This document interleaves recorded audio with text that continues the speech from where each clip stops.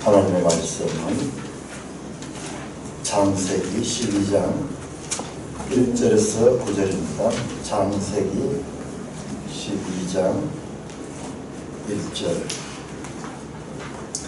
여호와께서 아브라함에게 이르시되 너는 너희 고향과 친척과 아버지의 집을 떠나 내가 너에게 보여줄 땅으로 가라. 내가 너로 큰 민족을 이루고 내게 복을 주어 내 이름을 창대하게 하리니 너는 복이 될지라.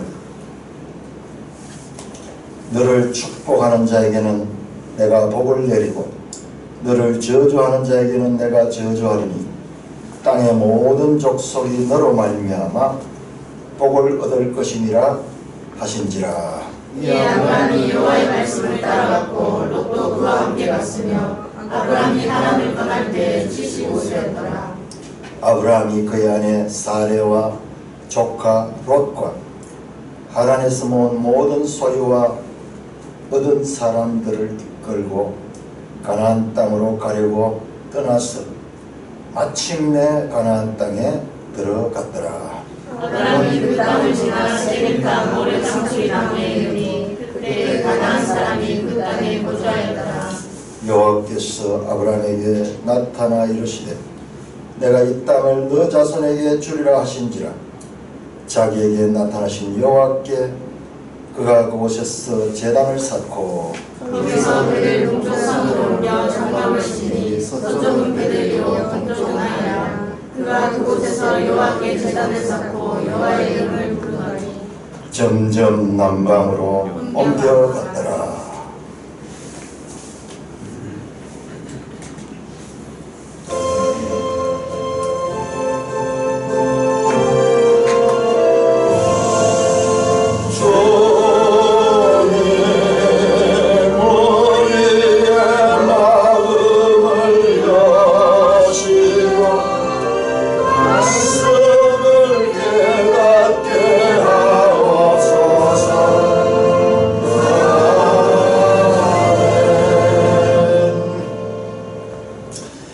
창세기 원역사 부분은요, 여러분들이 읽을 때마다 새롭게 됩니다.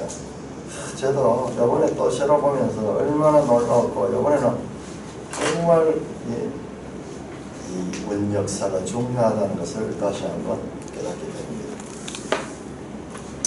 노아의 세 아들을 통해서 인류가 이 땅에 번성해 가는데, 우리 산돌교회도요, 세 가정을 중심으로 해서 지금 번성해 가고 있습니다. 창세기의 그 원역사는 그 11장 가운데 어마어마한 내용들이 거기에 압축 파일로 저장되어 있습니다.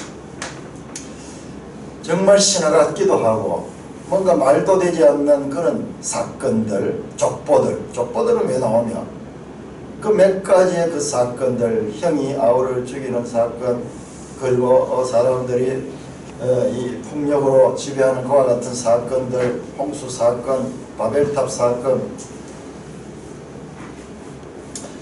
이것들이 과연 믿을 수 있는 건가, 그와 같은 데는 우리 현대인으로 봐가지고는 의심이 드는 것이 당연한 거예요. 우리 현대인들의 사고 구조는요, 뭐든지 사실일 때 그것을 믿습니다. 눈에 보이고 만져지고 또한 인과 법칙에 의해서 확인될 때 그거는 사실이고 그건 진리라 그렇게 하는 거예요. 그런데 인류가 그와 같은 생각을 하고 살아온 것은요, 불과 얼마 되지 않습니다.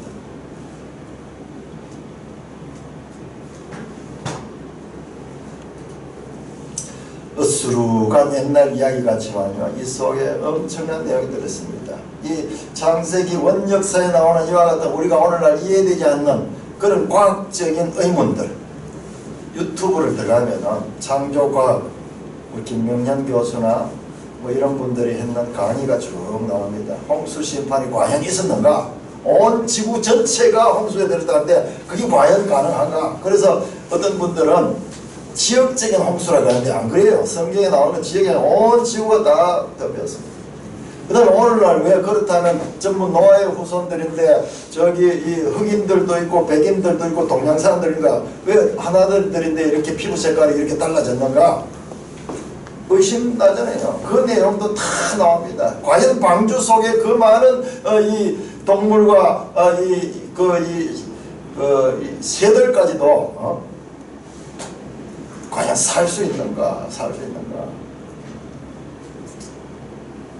과학적으로 오늘날 우리는 그 당연히 의심되는 그런 것들을 다 달아나는데, 제가 그걸 보면서 과거에 우리 강의를 들은 적도 있고 이런데, 그보다 더 갈수록 확실하고 과학적인 사실이라는 것도 증명이 됩니다. 그러니까 유튜브는 오늘은요 새로운 혁명이에요. 지식의 혁명입니다.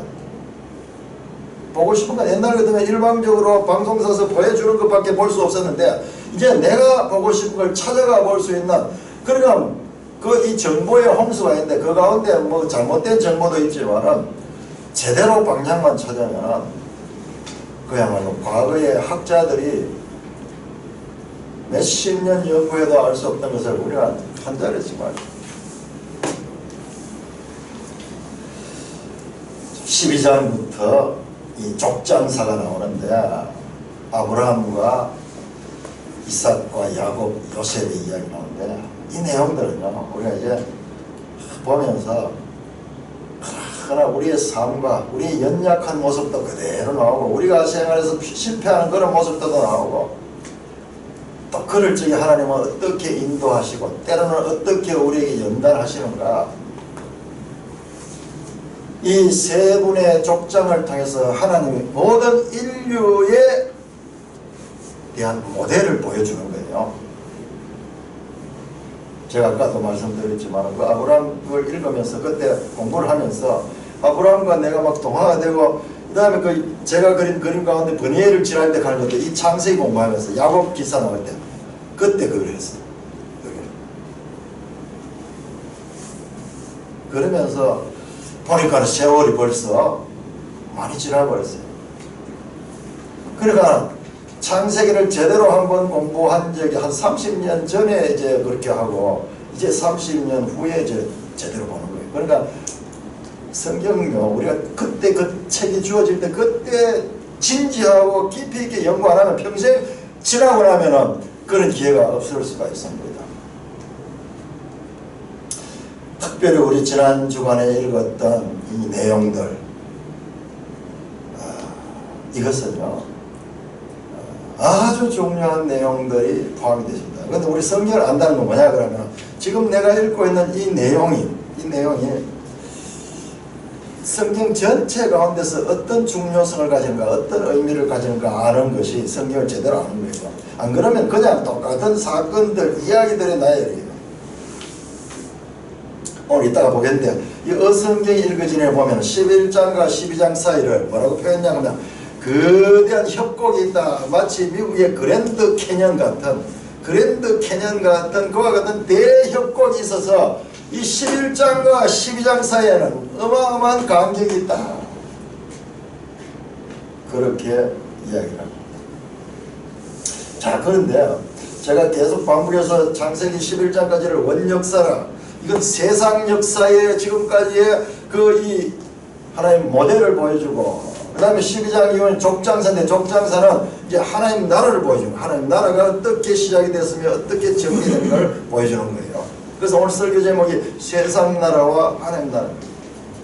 아니 거기에 무슨 그런 내용들이 나오는데요. 그냥 뭐 개인 가족 이야기고 그런데, 자, 그런데 이와 같이 성경을 보는 법은요 어디서 나왔느냐?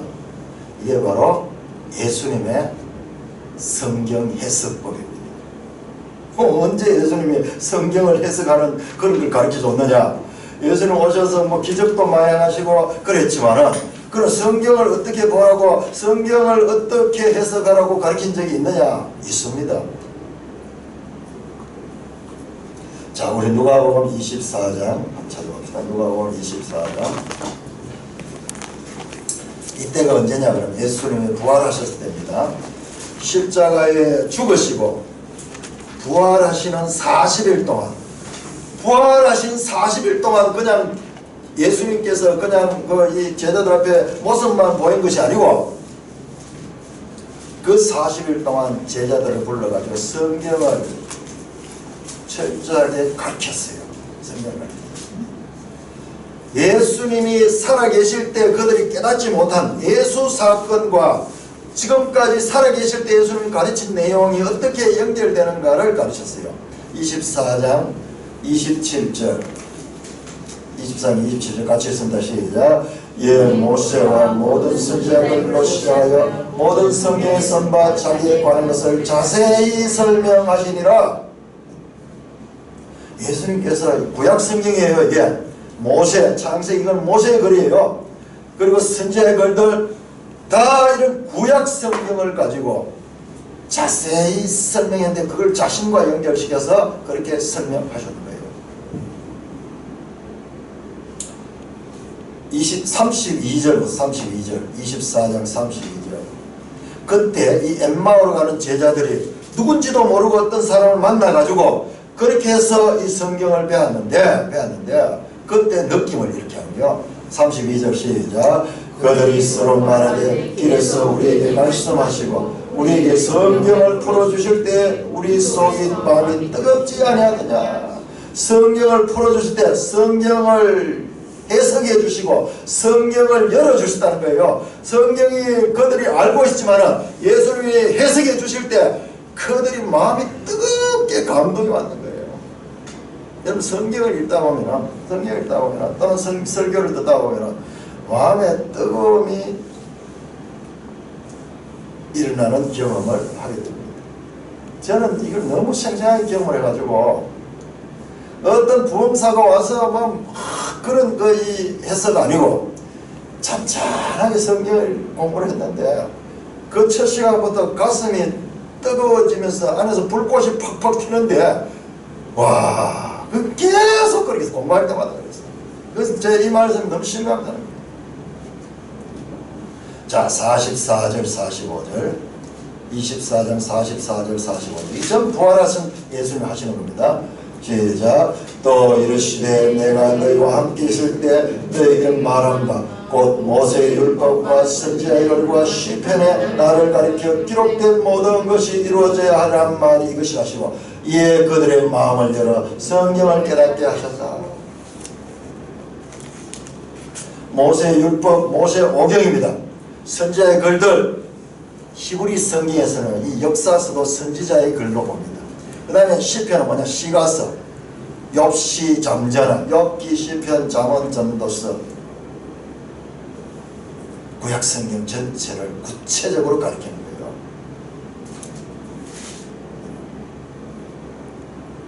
그들의 마음을 열어 성경을 깨닫게 하셨다. 과연 예수님께서 성경을 가르친 내용이 어떤 내용일까? 자, 사도행전 1장 바로 성천하기 직전입니다. 마지막 40일간 제자들을 가르치시고 그 다음에 마지막 떠나시기 전에 하시는 말씀이 1장 3절입니다. 1장 3절 시작. 그가 고난받으신 후에 또한 그들에게 확실한 많은 증거로 친히 살아계심을 나타내사 40일 동안 그들에게 보이시며 하나님 나라의 일을 말씀하시느니라. 40일 동안 부활하신 40일 동안 뭐 했느냐? 하나님 나라의 일을 말씀하시다. 영어 성경 보면 Speaking about the kingdom of God 하나님 나라에 대하여 말씀하셨다.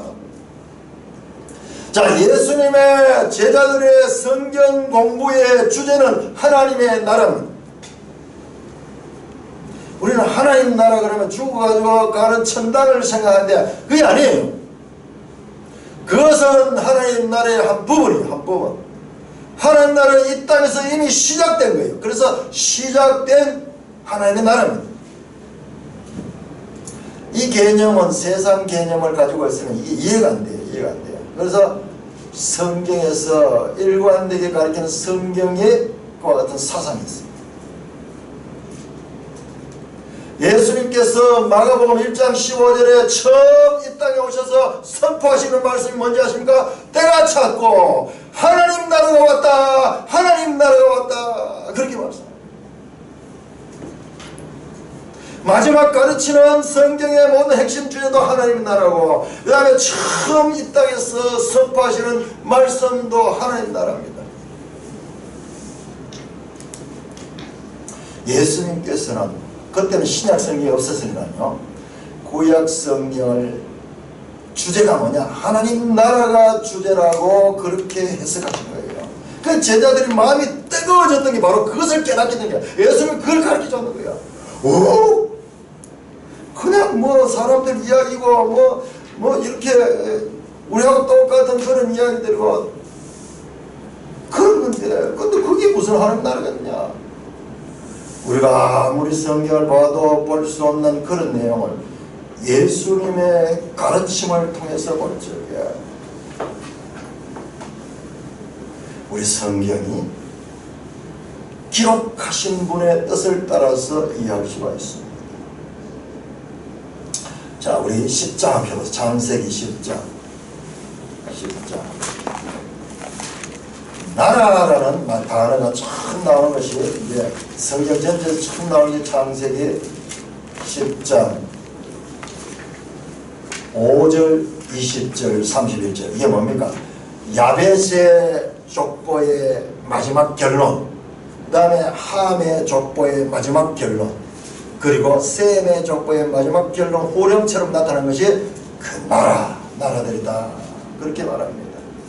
자, 그 가운데 10장 10절 같이 읽겠습니다. 시작. 그의 나라는 시나이 땅의 바벨과 에렉과 악갓과 갈리에서 시작되었으며 그의 나라, 니므롯이라는 인물이 있는데요. 그 인물이 나라를 세웠다.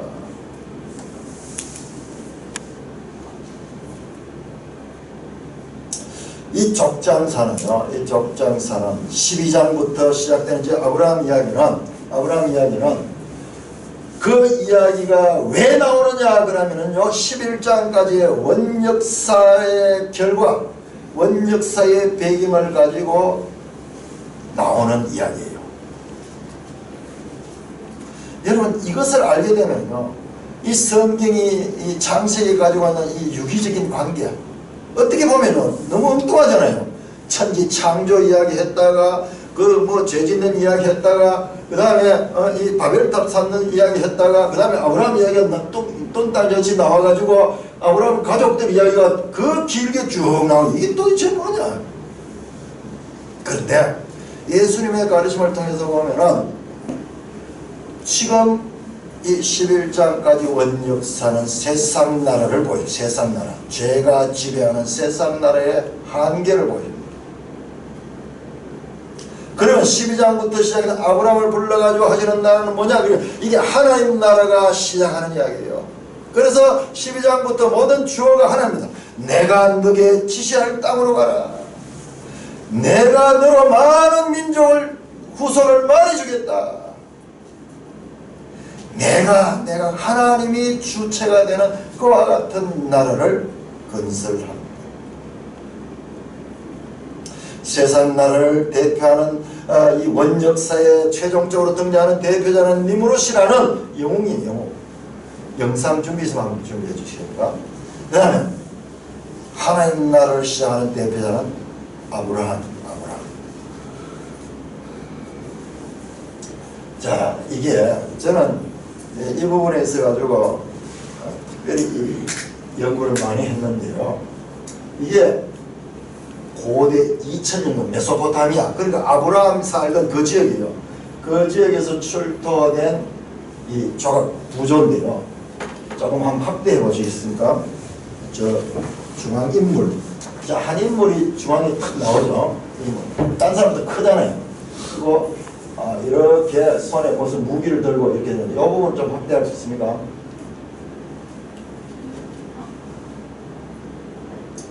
자세히 보면요, 뭐냐면 이 힘센 인물이 이 사람들을 지배하고 있는, 발로 밟고 있는 거예요. 마치 짐승을 사냥하듯이 무기로 사람을 찌르고 막 여기 화살 같은 거, 창 같은 거 들고 있으면서 그러면서 모든 사람이 지배하는 이와 같은 장면. 이 부조가요, 이 부조가 창세기 원역사를 그대로 보여주는 상징적인 것과 같은 것이죠. 이 역사도 기원전 2000년 가장 오래된 이 지역에서 나오는 출토물인데, 그러니까 이게 누구냐면 영웅신. 이게 니므롯의 후손들이에요. 각 시대마다 이런 영웅들이 등장하는데 세상 나라는 영웅이 폭력을 가지고 지배하는 것 같은 나라입니다. 다음 한번 보시죠. 자, 이거는 이 부분을 한번 보여요. 이건 이집트예요. 지금 메소포타미아죠. 여기는 지금 메소포타미아고 그 당시에 이제 우리 봤죠. 아브라함이 애굽으로 내려갔죠. 그 애굽의 문화 가운데서 출퇴되는 건데, 아니 저쪽에 있고 옆에, 예, 보세요. 이 인물이죠. 이게 파라오예요. 파라오. 인물이 어떻게 합니까? 사람들을 폭력으로 지배합니다. 이게 아마 적군일 수도 있어요. 잡아가지고. 그러니까 곳곳에 보면 이와 같은 조각상들이 있어요. 그 사람들이 막 지금 두려워서 도망가고 이러는데 뭐냐? 힘센 자, 강한 자, 자신을 하나님의 아들을 그려요. 그 사람들이 그렇게 하면서 세상을 지배하는 세상나라. 하나는 이집트의 출토물이고 하나는 메소포타미아의 출토물인데 이 창세기와 너무 연결돼요. 자, 우리 어성경 50쪽 한번 보겠습니다. 제가 설교를 다 준비했다가 이 어성경을 다시 보면서 이거로 설교를 대신하는 것이 좋겠다. 왜? 여러분들이 이 책을 제가 설교하는 건 그냥 날아가고 없었지만 이 책을 계속 두고두고 읽어주잖아요. 자, 50쪽부터 자, 이예실사모가 이 성경을 이제 우리가 구약 성경을 공부할 수 있도록 이 책을 만드는 이게 세계사적으로 획기적인 책이에요. 성경, 어려운 성경을 이렇게 쉽게 누구든지 접근할 수 있도록 이렇게 풀었었어요. 내용이 되게 어려운 내용인데 이거를 너무 쉽게 풀었었어요. 그래서 그런 능력이 탁월한 거예요. 근데 이분이 이 원역사를 다루는데 이 전체에서 얼마나 많은 페이지를 줬나 32쪽에서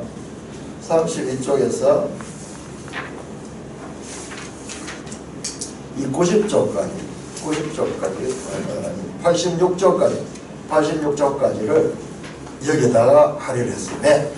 이것이 제대로 이해가 안 되면은 뒤에도 제대로 이해할 수 없다는 거예요. 이것이 제대로 이해가 되면은 그 뒤에 것도 열릴 수 있다는 거예요. 그래서 이 내용을 쫙 했는데 여러분들이 개인적으로 꼭 이걸 읽어보셔야 돼요. 지금 딱 읽어보시면 딱 좋아요. 창세기를 공부할 적이에요. 그런데 오늘 이 내용은 다 볼 수는 없고 50쪽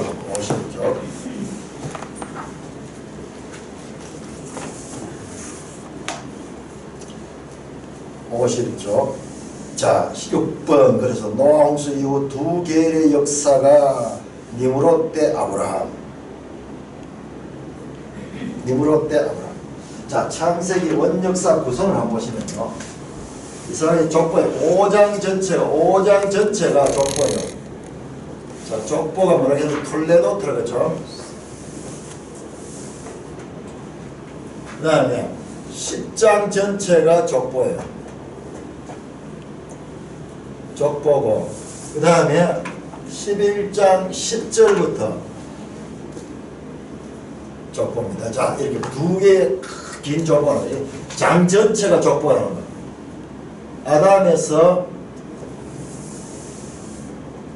아담에서 누구까지? 노아까지. 요게 몇 대냐? 10대입니다. 10대.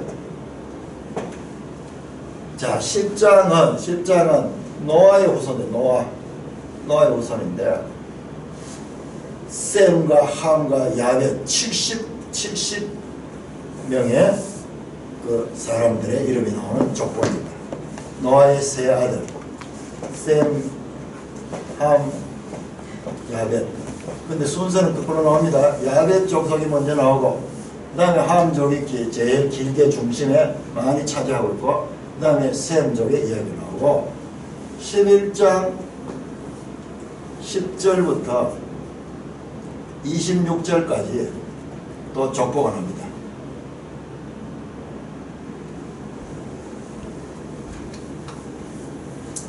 자, 요 사이에 10장 족보와 11장 요 사이에 11장 1절에서 9절 나오죠. 여기 무슨 이야기예요?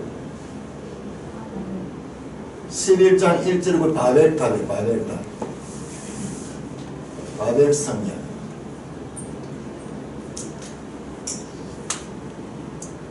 자, 11장 10절에서 26절에는 여기에 누구의 족보가 나와요? 셈의 족보가 나와요. 셈 족보 가운데서 쭉 해서 아브라함까지. 여기에 10대입니다. 10대.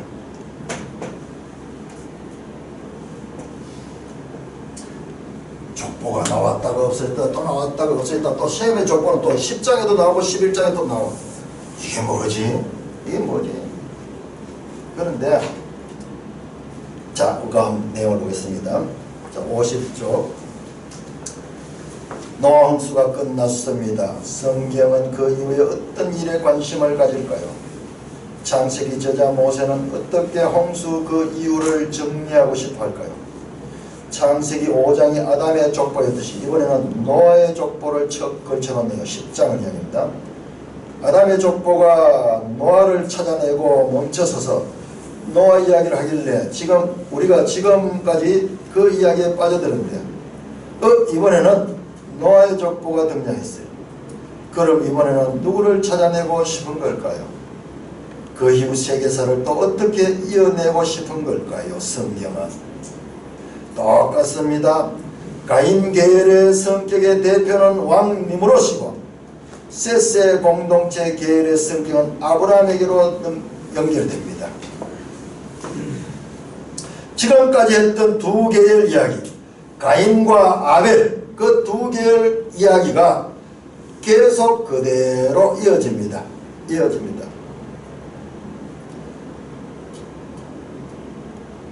자, 왜 바벨탑 사건이 니므롯과 연결되냐? 그러면 10장을 보면 10장에 유일하게 한 사람에 대해서 이 니므롯에 대해서 10장 8절부터 12절까지 자세하게 설명하고 있어요. 근데 이 니므롯이 통치한 나라가 시날 땅의 바벨. 그 바벨탑은요, 이 니므롯의 통치 때 세워진 거예요. 이 바벨탑 하나님을 대적하는 그와 같은 사건. 그 배경에서 이제 그 사건이 있고 난 다음에 아브라함을 불러내는 이제 아브라함이 등장하는 겁니다. 그래, 아브라함의 등장은 그냥 나오는 것이 아니라 이와 같은 배경 가운데 세상 나라에 이와 같은 진면목을 보여준 다음에 이제 하나님이 아브라함을 불러내서 하나님의 나라를 세우시는 그런 이야기로 볼 수가 있는 것입니다. 자, 51쪽입니다. 자, 이 내용을 다시 한번 봅니다. 자, 1장에서 11장은 생장점의 보고다. 이분이 생장점이라는 말을 왜 썼냐 그러면 뭐 하다 성경 막히는 부분 있잖아요.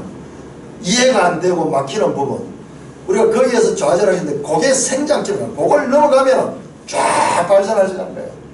자, 모세는 이렇게 의도적으로 창세기 1장에서 11장의 구도를 설정한 것이 분명합니다. 왜 족보들이 나오고 그 다음에 족보 사이에 조그만 사건들이 나오고 뭐 이렇게 하는가? 이게 철저한 의도된 것과 같은 구성이라는 것입니다. 모세의 리서치요 논리였습니다.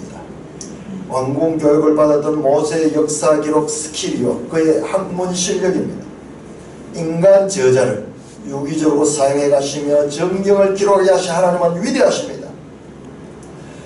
정말 이 말씀이 실감이 나는데 제가 이 원역사를 다시 한번 쫙 공부를 하면서 요 11장 되는 이 짧은 내용 가운데 어떻게 이렇게 정교하게 핵심 메시지를 다 넣을 수가 있는가? 이 모세라는 저자를 사용한 모세는 왕궁에서 그 애굽의 왕궁에서 그 안에서 이 학문과 모든 이 지성을 갖춘 그와 같은 인물이거든요. 그럼 모세가 아니면 이걸 할 수가 없는 거예요. 하나님이 사람을 쓸 때는요, 그 사람의 가지고 있는 그와 같은 역량들을 활용해서 사용합니다. 그러므로 창세기 10장 족보도 문헌입니다. 여기 수록된 이름들은 모세가 이해하고 있던 당시 학계 자료 같은 것이라도 과언이 아닐 겁니다. 지금부터 약 3500년 전 당시 학문하는 사람의 안목을 잃지 않고 최선을 다한 모세의 논문은 문헌이라고 볼 수 있을 겁니다. 이 지도를 한번 보세요. 자, 그 지도 보면 위에서 저 분홍색은 이게 야베 쪽 속인데 야베 쪽은 서쪽으로 이동했죠. 유럽 쪽으로. 자, 그 다음에 거기 노란색으로 나오는 셈족은 어디로 가냐 보세요. 화살표가 동쪽으로 가서 동쪽. 이게 우리가 셈족이에요. 우리가. 그리고 이 함족은 아프리카 쪽으로 저기 주황색으로 나오고 있죠. 노아 홍수 이후에도 물이 있고 덜이 있고 비가 적당히 와서 정착할 수 있는 좋은 땅이 발견되기만 하면 사람들은 꾸역꾸역 몰려들었으며 모이던 사람들은 애애 없이 누가 제일 힘이 센가를 겨루었습니다. 봤잖아요. 그 남아있는 그 당시에 보면 누구를 위해서 영웅들을 지금 북한 땅하고 똑같아요. 북한 땅은 그야말로 원시적 폭력사회예요. 사람을 신으로 만들어 놓고 그 어떻게 합니까? 그 상을 만들어가 전 국토에다 그 동상을 만들어가지고 그 앞에 경배하게 하잖아요. 이 가장 원시적인 그와 같은 우상의 문화를 지금 우리와 같이 이 땅을 가지고 있는 이 북한 땅에 지금 생생하게 보는 거예요. 홍수 이후에도 여전히 네피림 같은 사람이 사라지지 않고 다시 나타났는데 그 사람이 바로 니무롯이라는 힘이 세니 다스린 자로 뜬 거죠. 자, 아담은 다스린 자였습니다. 생육하고 번성하고 모든 것을 다스리라고 다스리는 것이 뭐냐? 통치입니다. 통치. 근데 그 아담의 다스림은 보호하고 그들을 잘 관리하는 건데 이 통치는 달라요. 이 다스린다가 우리는 다스린다 하면 느끼는 느낌이 통치한다 하는 느낌은 폭력을 생각하는 거예요. 그게 왜 그러냐?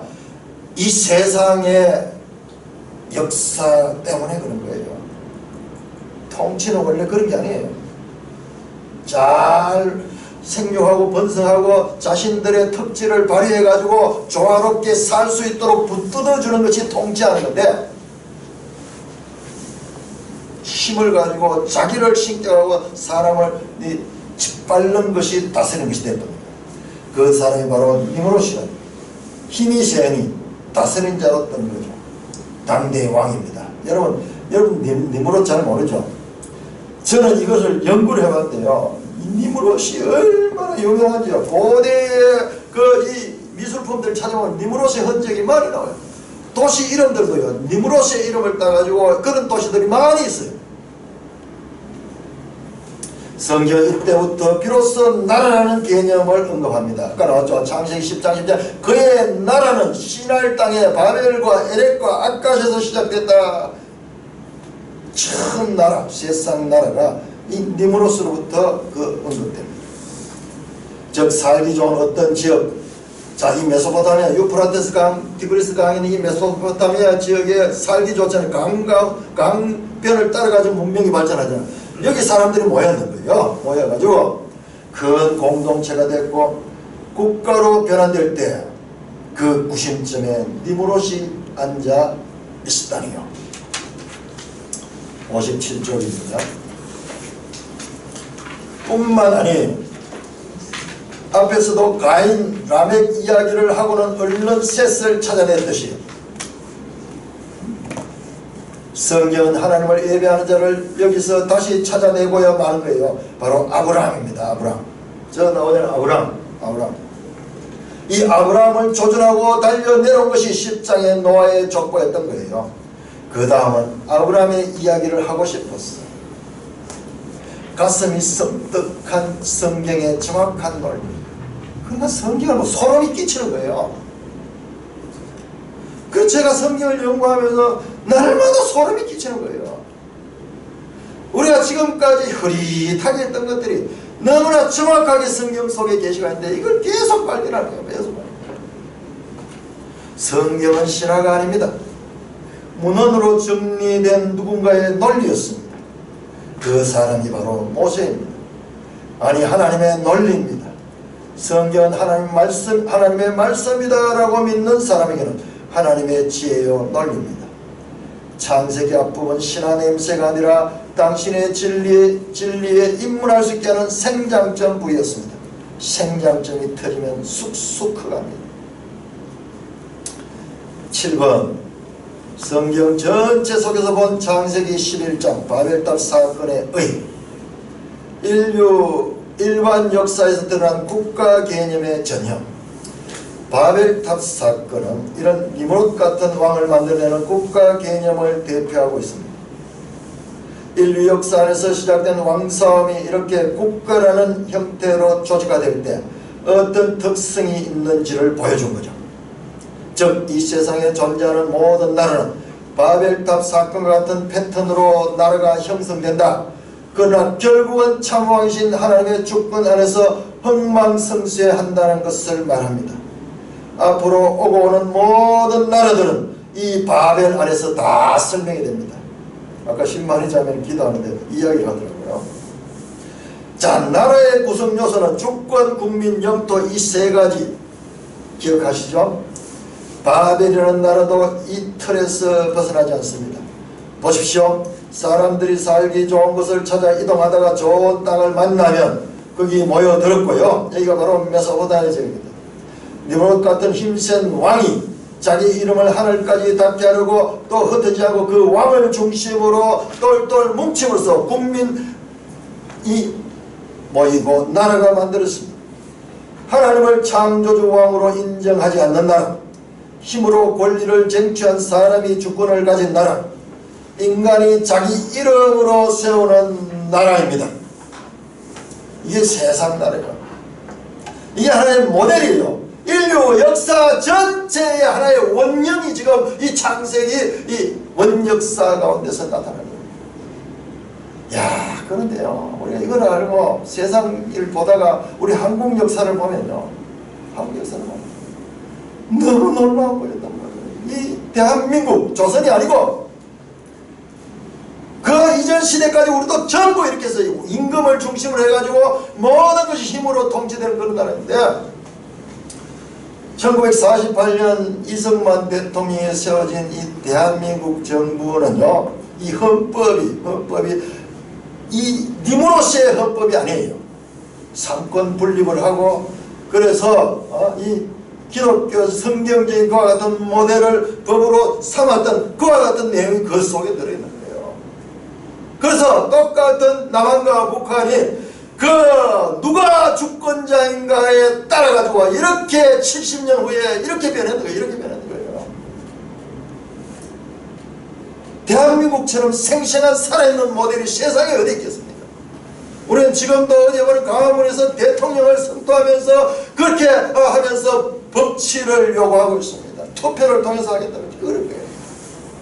북한 땅에서 저런 이야기만 나오던 정보가 들으면 그대로 처형해버립니다. 처형해버립니다.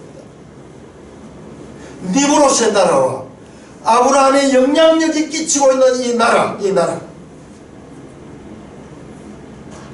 자, 모델이 뜬 거요. 나라의 모델. 앞으로 세계사에 나타날 나라는 다 이럴 거야. 이 말을 하고 싶은 것입니다. 앞으로 나타날 모든 국가의 모델을 성경은 이렇게 창세기 11장의 바벨탑 사건으로 설명합니다. 바벨이라는 나라는 세상 나라의 전형입니다. 이제 앞으로는 전부 다 이 바벨, 제2의 바벨, 제3의 바벨, 제4의 바벨, 심지어는 바벨론이라는 나라가 나오잖아요. 이때의 그 영화를 꿈꾸면서 나온 게 바로 신바벨론. 그 느부갓네살 왕이 통치하던 나라가 바로 바벨론이에요. 결국 바벨이라는 세상 나라가 참 하나님을 무시하고 대항하여 나타난 응집체입니다. 하나님 없이 살려고 하는 인간들의 이 응집체가 바로 이 세상 나라입니다. 바벨 나라에는 목표가 있습니다. 천하 통일이죠. 서로 정복하고 또 정복하여 결국은 누군가의 거대한 세력으로 천하 통일을 할 것입니다. 세계사는 앞으로 그렇게 흘러갈 것이라는 간단한 결론입니다. 거대 세력을 꿈꾸는 인간의 최종 욕망을 보여주는 대표 개념이죠. 제국주의 성격의 나라 건설입니다. 세계사란 뭡니까? 제국주의 역사입니다. 힘있는 자가 나와가지고 계속 지배하고 확대하면서 지배하는 그와 같은 역사. 그 뿌리가 원역사 속에 다 나와 있는 거예요. 가인이 그랬고 가인의 7대손 라멕 그리고 네피림 그리고 홍수 이후에 등장한 니므롯 이 왕들의 얘기를 성경은 지금까지 해온 이유를 알겠습니까? 왜 이야기가 여기에 들어있냐 말이요.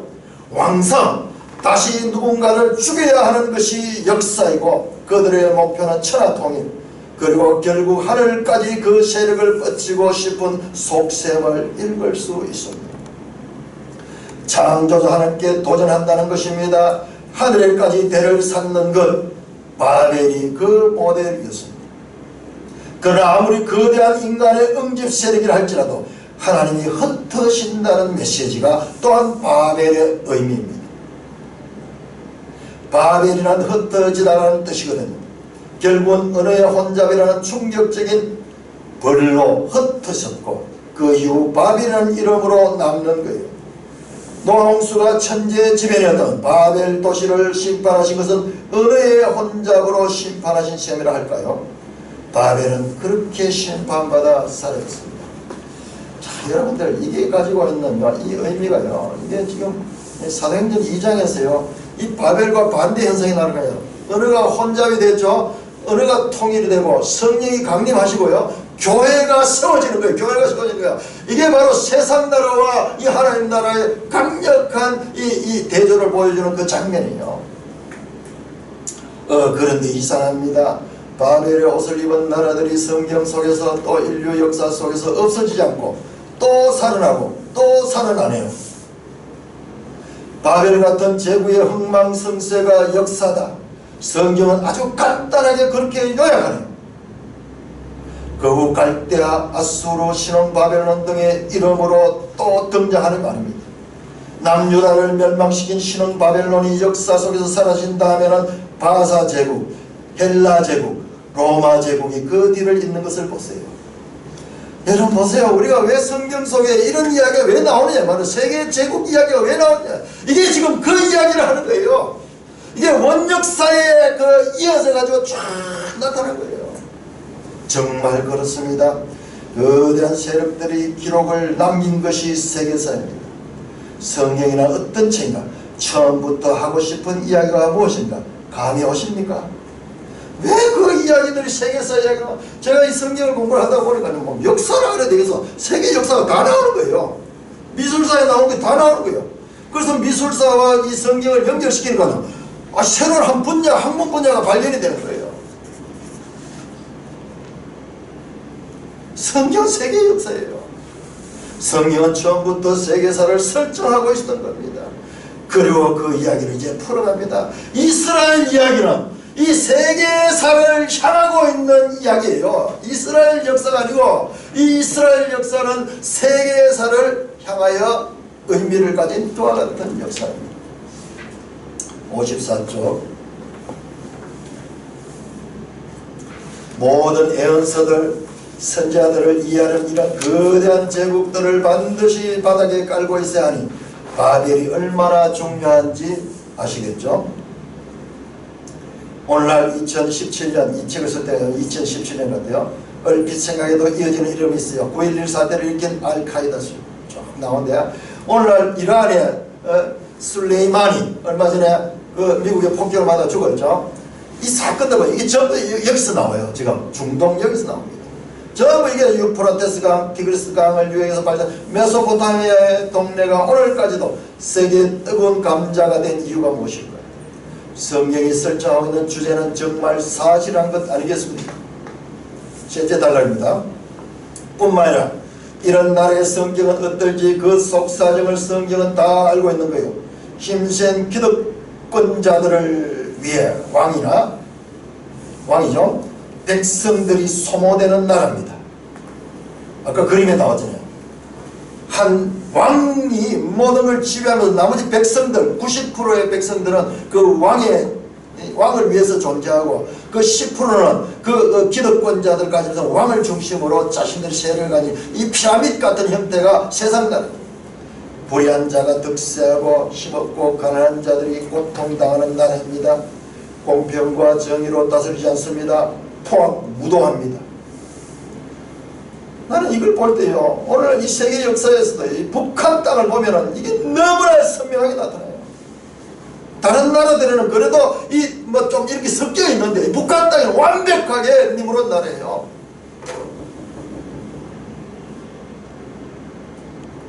55점 넘은 55점 둘째 달라. 그렇습니다.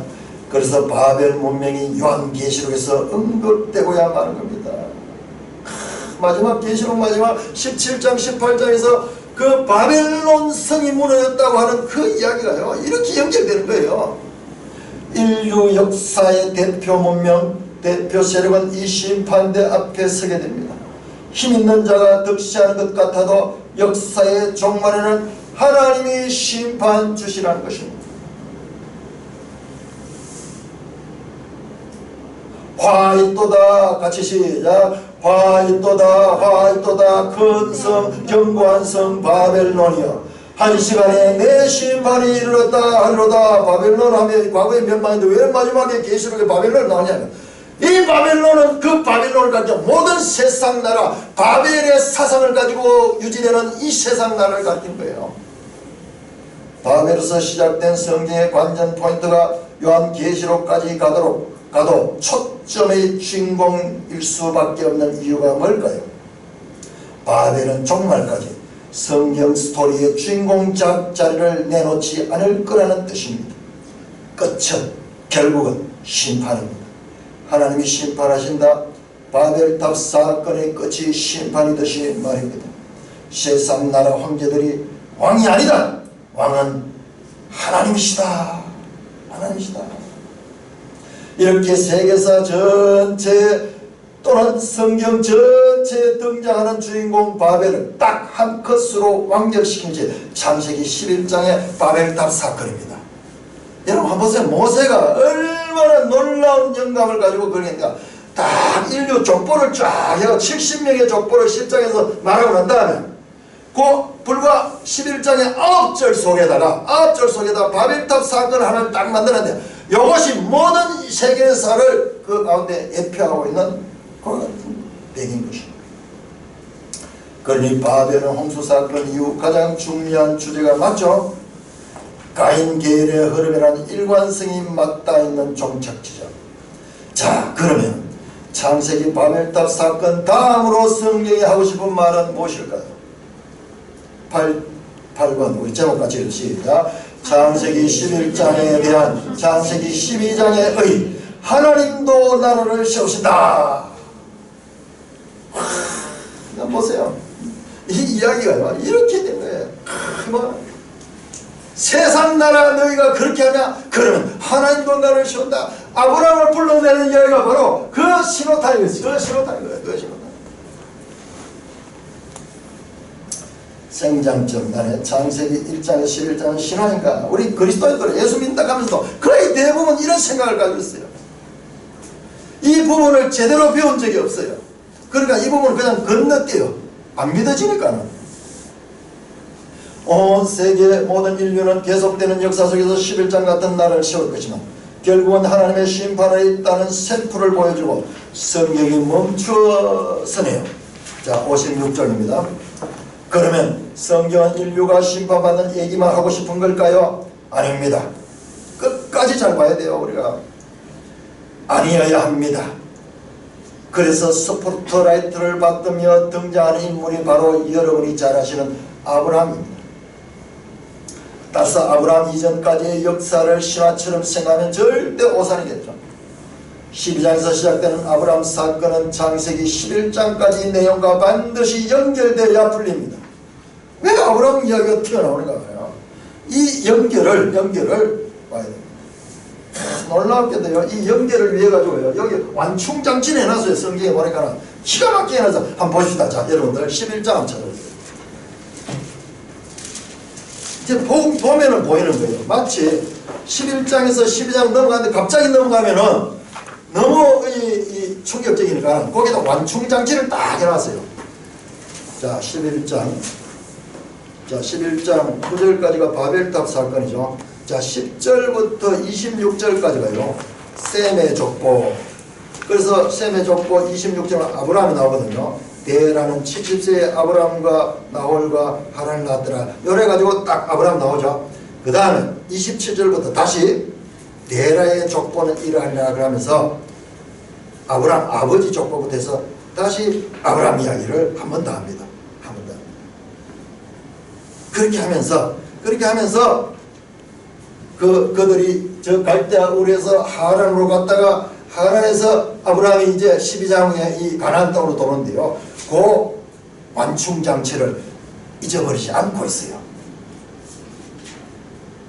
마치 우리 뼈와 뼈 사이에다가 연고를 넣어놨듯이 하나님이 성경을 넣을 때도 우리가 너무나 그 이해할 때 어려울 경우에는 이렇게 완충장치가 있더라고요.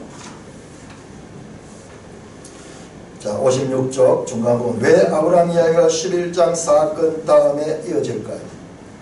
12장을 조준하고 왔다는 뜻이죠. 조준하게 하는 에너지가 뭘까요? 11장까지 지나오는 동안 하나님의 생각이 보이면 우리도 보입니다. 왕은 바로 나다. 이것을 천명하고 싶을 거라는 생각 어렵지 않으시죠? 11장까지 멸망으로 치달아온 인류의 역사를 그냥 내버려 두지 않으시고 간섭하시는 장면입니다. 자, 우리 그 내용 안에 같이 읽읍시다. 그러므로 왕은 나다. 나도 내 나라를 세우겠다. 바로 하나님이 이 외치심이 구원입니다. 구원의 역사를 시작하신 거예요.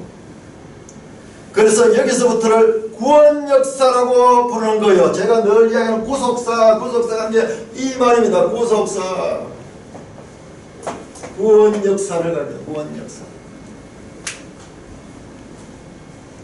11장까지는 인류의 일반 역사, 세상 나라.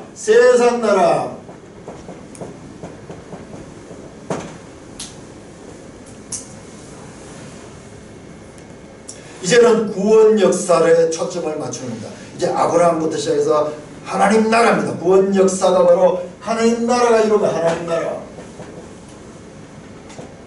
자, 여러분, 저와 여러분들은 지금 예수님이 가르치는 해석법입니다. 예수님은 구약성경 전체를 통해서 하나님 나라를 보여주셨어요. 우리가 그 자리 현장에 있지 않아서 구체적으로 보여준지 모르겠지만 바로 이걸 가르쳐줬어요. 이걸 가르쳐줬어요. 그러니까 제자들이 마음이 뜨거워지는 거예요. 마음이 뜨거워지는 거예요. 그래서 사도 바울이나 그 사도들의 글들 서신서에 보면요, 이걸 깨달았는 거예요, 그분들이. 그러니까는 갑자기 구약 성경을 이야기를 하다가 또 막 자기들의 이 사상을 이야기를 하고 이렇게 하는 거예요. 이걸 이렇게 하는 거예요. 57쪽입니다. 이걸 가르쳐주는 책이라 하잖아요. 그것도 역사로 이해하자는 거죠. 단순 개념 정도가 아니라 역사로 이해해보자 이거예요. 조직신학과 성경신학이 만나야 시너지가 있습니다. 무슨 말인지 잘 모르면서 괜찮아요. 이 말은 되게 어려운 이야기인데 자, 그 몰라도 됩니다. 이분은 이런 내용이요, 얼마나 두꺼운 책에 막 어려운 용어로 써있는데 이분은 이걸 풀어내는데 천재예요. 그 대신 그 내용을 완벽하게 이해하는 사람은 쉽게 풀어낼 수 있어요. 자, 57조 9번 하나님이 당신의 나라를 세우는 이유, 왜 세우는가? 자, 우리 여기서 유형국가 이스라엘의 존재에 대해서 생각합니다. 자, 여기서는 놓쳐서는 안 되는 아주 중요한 한 가지 사실입니다. 그것은 바로 왜 하나님이 아브라함으로 시작되는 하나님 나라를 세우는가 하는 것입니다. 한마디로 대답하면 11장 바벨 나라처럼 멸망으로 끝날 수밖에 없는 세상 나라들을 그냥 그대로 두실 수 없다는 것입니다. 하나님의 사랑입니다. 하나님 나라를 통해서 그들을 다시 품고 싶은 하나님의 작전이겠죠. 아브라함을 인해서 세상 모든 민족이 복을 받게 하고 싶은 것입니다.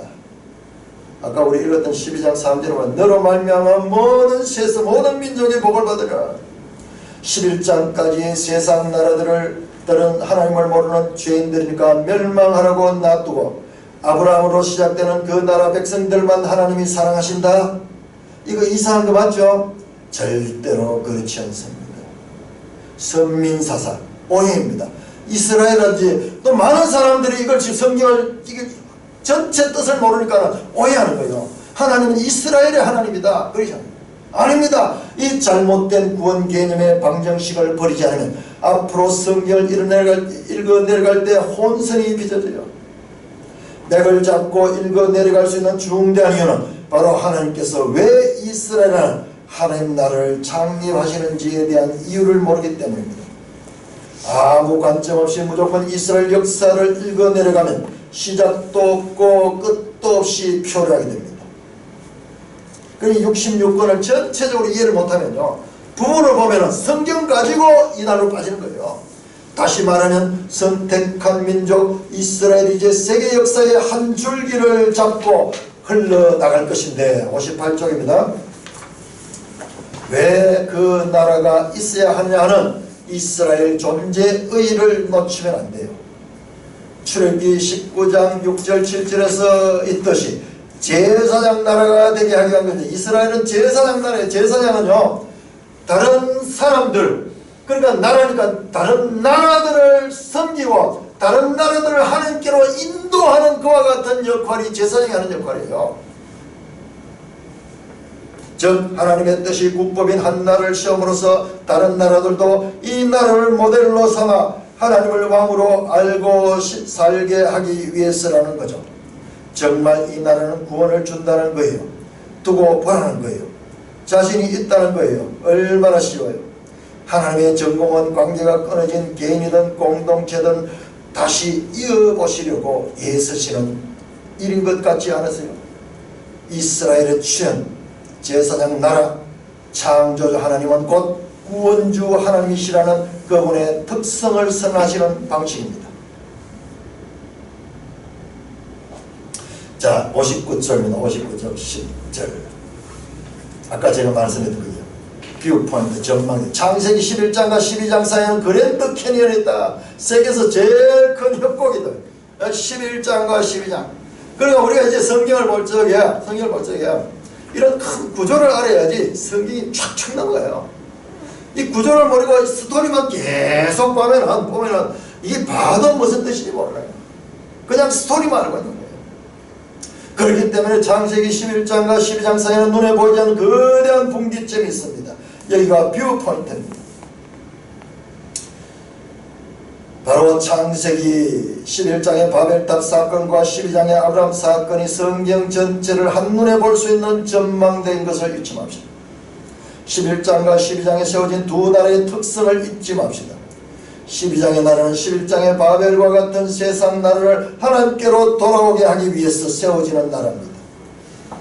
자, 나라가 어떻게 세워지면 좋을 것 같으세요? 호기심이 생기면 좋겠네요. 이거 없으면 성경을 통째로 읽기가 좀 어려워요. 이거 있으면 쉽습니다. 자, 아래 도표를 보세요. 자, 두 나라를 대조해놨습니다. 바벨론 제국과 이스라엘. 바벨론 제국은 세상 나라의 모델, 이스라엘 하나님 나라의 모델. 자, 주권이 누가 있습니다? 그들, 니므롯이 주권을 가져서 세상 나라, 사람이 왕이 되는 나라입니다. 그러나 하나님 나라는 하나님이 왕이 되는 나라입니다. 하나님이 왕이 되는. 그럼 하나님이 뭐 어떻게 다스립니까? 말씀으로 다스리는 말씀. 그러니까 성막을 짓는 이유도 바로 여기 있는 거예요. 왜 성막을 짓냐? 하나님이 너희의 왕이시다. 그 성막을 따라 움직이는 거예요. 영토. 자, 이 사람들이 찾아가서 살기 좋은 것을 찾아왔으면 그것이 바로 메소포타미아의 신할 땅입니다. 자, 영토. 이 영토는요, 아직까지 주어지지 않았습니다. 내가 너에게 지시할 땅으로 줄 거다. 아니에요. 주어졌어요, 이미. 자, 12장 7절 보세요. 12장 7절. 창세기 12장 7절. 새롭게 봐야 돼, 성경. 새롭게. 땅은 약속으로만 준 것이 아니라 이미 구체적으로 땅에 대한 약속. 12장 7절. 12장 7절. 시작. 여호와께서 아브라함께 나타나 이르시되 내가 이 땅을 내 자손에게 주리라. 이 땅 어디입니까? 아브라함 가나안 땅이잖아요. 가나안 땅. 여기서 주셨어요. 여기서 약속하셨어요. 이 땅을 차지하는 것은 여호수아 때 차지했지만 약속은 이 현장에서 받았어요. 지시할 땅이 아니라 지금 이 땅이에요. 지금 와 있는 이 땅을 줬습니다. 자, 국민은 누구냐? 흩어지지 않고 그 영웅을 중심으로 모이는 그와 같은 백성들이에요. 자, 여기는 이 국민은 큰 민족을 이루는데 이 큰 민족은요, 저와 여러분들까지 포함되는 온 세상에서 백성과 나라와 언어와 민족을 구별할 수 없이 누구든지 올 수 있는 그와 같은 방대한 스케일의 나라입니다. 여기 창세기 12장 1절에 3절에 딱 나와있어요. 네가 큰 민족을 이루어야 할 것이다. 아브라함을 조상으로 삼는 나라. 아브라함을 조상으로 삼는 나라 세상에 얼마나 많이 보여. 자, 60쪽입니다. 60쪽. 자, 여기 11번 보니까 11번 창세기 12장부터 신약까지 이어지는 하나님 나라. 자, 그것을 아래에 도표에다 내놨어요. 도표에다. 이게 성경 통째로 다 하는 거예요. 통째로 다. 자, 첫째로 하나님이 왕이신 1번 나라 이스라엘이 태동했다. 자, 그래서 창세기 12장 아브라함부터 50장까지 이것은 이제 국민을 만드는 이야기입니다. 아브라함의 후손을 통해 가지고 이삭, 야곱 통해 야곱의 12아들들을 통해 가지고 그것이 이들이 기근을 만나 가지고 자, 애굽으로 들어간대. 요셉이 미리 거기 가 있었습니다. 그래서 이 애굽에서 나올 적에는 엄청난 수의 200만 명의 국민들이 만들어지는 겁니다. 그러니까 지금 이거는 하나님 나라가 시작하는 거예요. 아브라함 불내가 여기서 하나님 나라가 바로 완성된 거죠. 쭉 해서 역사 가운데서 계속 발전적으로 진행됩니다. 2번 이스라엘 나라 창건. 자, 주권, 법을 만듭니다. 이것이 바로 출애굽기 19장에 나온 신의 살 언약을 통해 가지고 하나님과 그 백성의 관계에서 하나님은 그 이스라엘 백성은 하나님의 법을 따라 살아야 되는 그와 같은 주권자가 하나님이 되는 것이 바로 법입니다. 법. 출애굽기, 레위기, 민수기, 신명기 이야기입니다. 자, 그 다음에 이스라엘 나라의 이스라엘 땅을 찾는 것. 이것이 바로 광야 40년을 지나가지고 여호수아서 가나안 땅에 들어가는 그 이야기입니다. 그 이야기. 네 번째로 그 나라가 어떻게 이어지나 다윗 왕 때처럼 제사장 나라로 살아야 합니다. 다윗 왕 때 이스라엘이 이제 완전 통일을 이루고 이 영토도 저 유프라데스 강까지 그 이집트 홍해 있는 데서 유프라데스까지 하나님 약속하신 그 전체를 다 회복합니다. 그러나 그것은 완성이 아니었어요. 곧 무너집니다. 그래서 다윗으로 시작된 그 남북 이 연합된 그 이스라엘 나라는 남북으로 갈라졌다가 서로 이 북쪽 이스라엘이 먼저 722년에 멸망하고 남쪽 유다도 이 586년에 멸망합니다. 하나님 나라가 왜 없어지지? 그래서 바벨론 포로로 갑니다. 그것이 5번입니다. 5번. 그렇게 살지 못하고 벌을 받고 멸망합니다. 포로로 갑니다. 거기서 돌아오는 이야기가 열왕기 마지막 부분이고 에스라, 느헤미야 이야기입니다. 이게 구약이에요. 그 구약에서는요, 그냥 나라가 생긴 것 같지만 허지부지 되었어요. 자, 6번. 하나님 나라의 진짜 왕은 누구냐? 다윗의 후손 예수 그리스도입니다. 그래서 마태복음 1장 1절에 아브라함과 다윗의 후손 예수 그리스도의 족보라. 그게 톨레도터입니다. 톨레도터. 창세기 나오는 톨레도터가 거기서 나오는 신약 첫 절에서 나오는 거예요. 진짜 왕은 지금까지는 하나의 모형증이었고 진짜 왕이 이 땅에 오십니다.